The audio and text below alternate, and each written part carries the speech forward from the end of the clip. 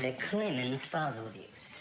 What took them so long? When you have no other case. Can they prove it? The pastor was squeaky clean. No women on the side, no pilfer in the church treasury. She was the one writing bad checks, not him. Diane. Hello?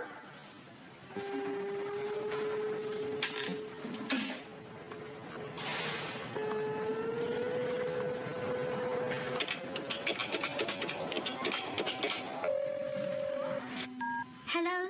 Diane? It's me, Mary. Can I speak to the girls, please? You called at a bad time. Hannah's at her swimming lessons, and, Well, can I talk to Emily? Emily's, at a friend's house.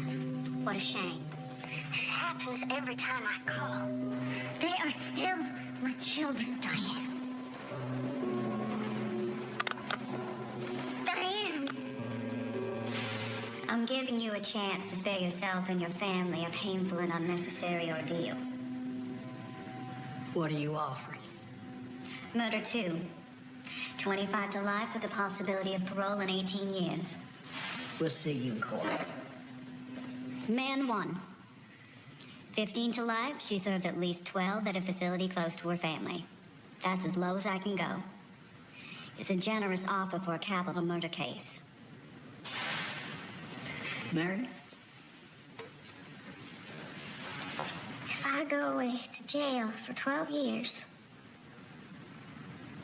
I'll never get my girls back. They'll grow up without me, and they'll grow up hating me. No, I can't live with that. Are you sure? It's a good offer. Before you turn it down, I want to be certain that you understand that.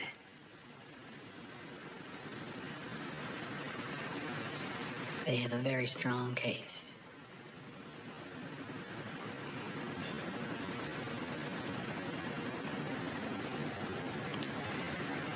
We'll take our chances with the jury.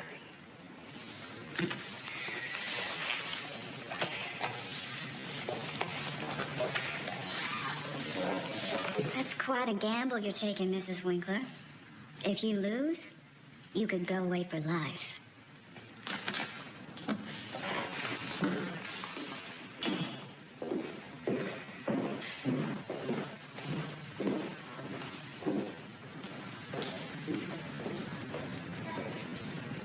The high-profile murder trial of Mary Winkler begins today in Selma, Tennessee. Mary Winkler is the wife of Pastor Matthew Winkler, who was murdered in their home on March 22nd, 2006. I heard she had a boyfriend over in McMinnville. Leanne, the girl who does my nails, Mine too. she said she saw her smoking in the parking lot behind the deli. Well, people say that she opened up a bank account in her own name and was saving up to run away. Why? That was the last word spoken on this earth by Matthew Winkler. And that last word was addressed to the one person he thought that he could trust the most. His wife. The defendant, Mary Winkler. And he said that last word as he lay dying on the floor of his own bedroom in his own home, after being shot in the back with his own 12-gauge shotgun, as he lay sleeping in his own bed. Why? The state will tell you that Mary Winkler opened up a secret bank account in her own name, that she withdrew cash from that account prior to the murder. The state will prove that Mary Winkler willfully and with premeditation murdered Matthew Winkler in cold blood, then fled the crime scene with her children, leaving her husband to die alone.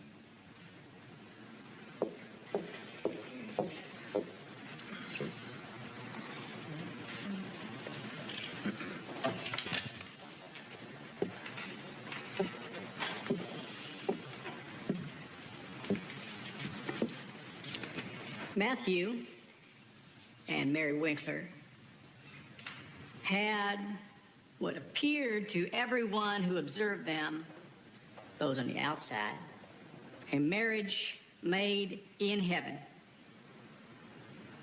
But behind closed doors, it was a living hell. Mary Winkler was invisible. Mary Winkler lived in the shadow as a second-class citizen. Matthew Winkler was the face of that family. He was the preacher. He was the important one. But he was also the cruel one.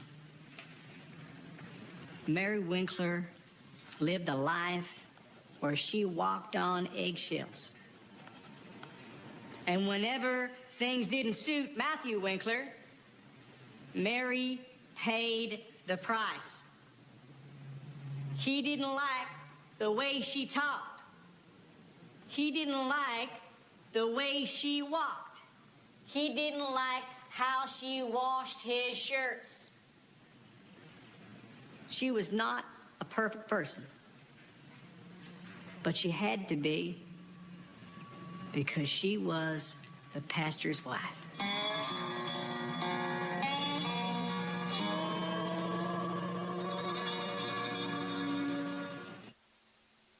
3 days after she cashes the fraudulent check, the bank calls and she knows she's been caught. That night, she tells her husband about the bank. Or she doesn't tell him. But she knows that if she's going to get away with it, she's going to have to act now before he finds out. So she shoots him. It's early in the morning. She figures it'll be hours before anyone finds him. And by that time, she'll be well on her way to Mexico with the kids. She doesn't even get very far on $500. Well, she's planning on withdrawing more money than that. A little at a time. But then the bank calls, and it's now or never. After Matthew hit you, did he ever apologize or beg your forgiveness? No, never. We just go on like nothing ever happened. You never told anyone, you never called the police. Gosh, no. Did anyone ever see you with bruises? No, I just put on makeup, put on my sunglasses. No one could ever tell. That's amazing. That's quite a performance that you put on. Performance? Well, you played the role of the pastor's wife, and you played it so well that no one suspected a thing. Now, this is critical. I know that he threatened you, but did he threaten you on the morning that it happened? Specifically. Try to remember.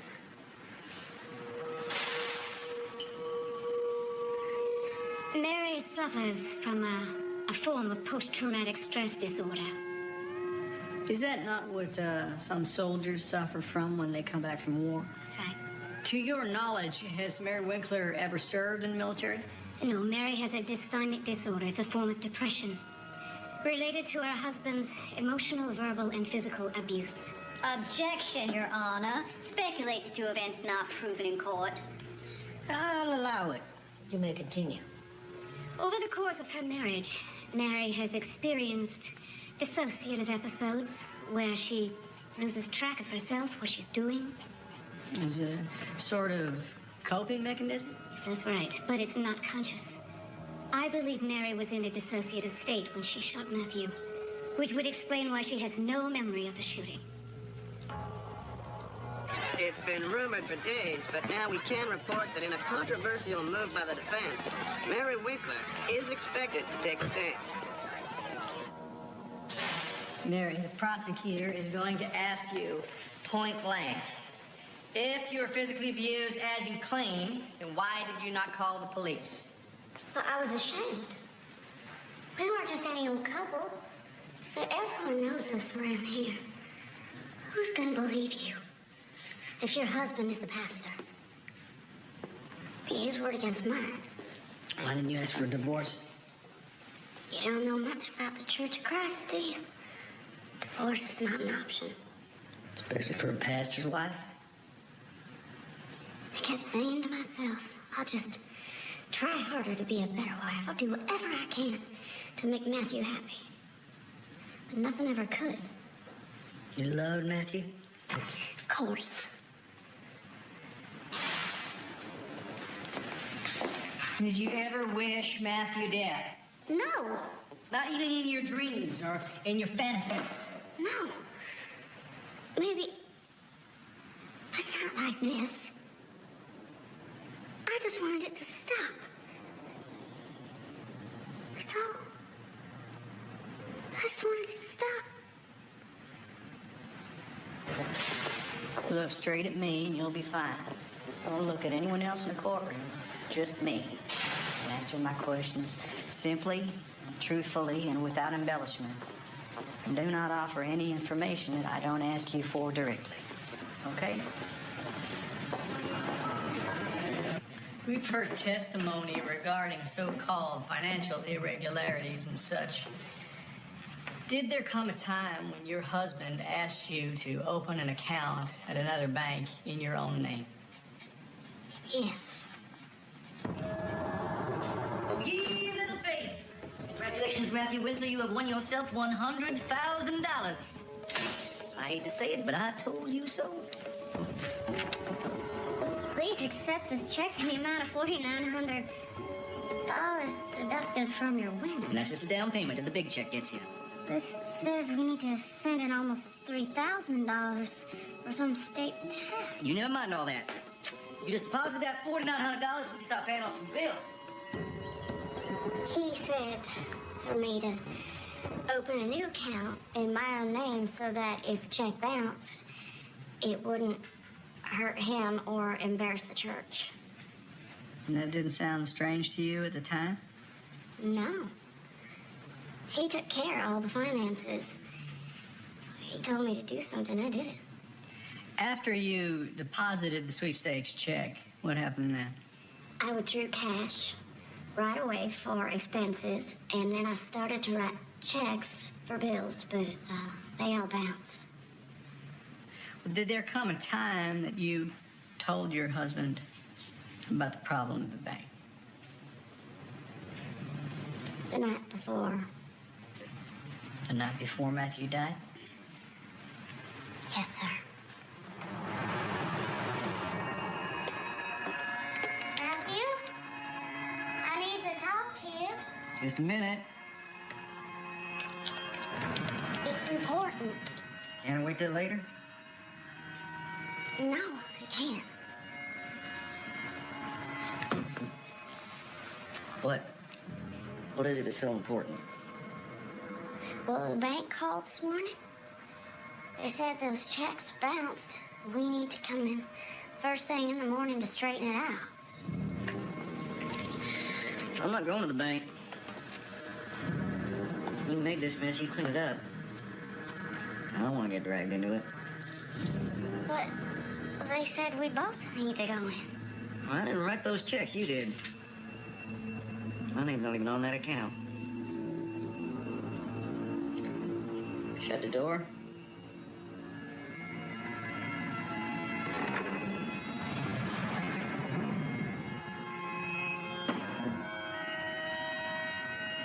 On or about February